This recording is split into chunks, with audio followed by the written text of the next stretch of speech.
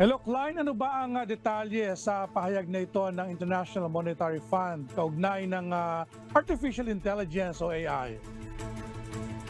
So, Amel, maapektuhan ng intelligence o AI ang halos 40% ng lahat ng mga trabaho batay sa isang bagong pag-aaral na International Monetary Fund o IMF.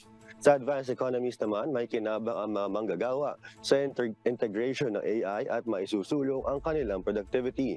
Sa ibang kaso naman, may abilidad ang AI na gawin ang mga pangunahing trabaho na kasalukuyang ginagawa ng mga tao. Mapapababa nito ang presyo ng labor, maapektuhan ang sweldo at mawawala ang mga trabaho. Sa pagtaya naman ng IMF, 26% lang ng mga trabaho sa low-income countries ang maapektuhan ng teknolohiya. Ayon sa Managing Director ng IMF na si Kristalina Georgieva, sa karamihan ng scenarios, palalalain ng AI ang inequality. Dagdag pa nito, marami ring bansa ang wala infrastruktura o skilled workforces upang mapakinabang ang bentahe ng AI. Kaya dapat tugunan ng policymakers ang nakakabahalang trend upang maiwasang magamit ang teknolohiya sa pagpaigting ng social tensions. Back sa iyo, Amiel.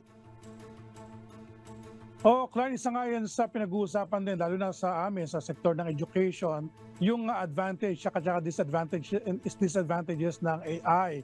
Diyan ba sa Estados Unidos, ramdam na ba yung disadvantages itong AI? Totoo yan, Amel. Naramdam din dito sa impact ng AI sa mga trabaho sa Estados Unidos at isang bagay din yan na inaasahan ng mangyayari ng gobyerno.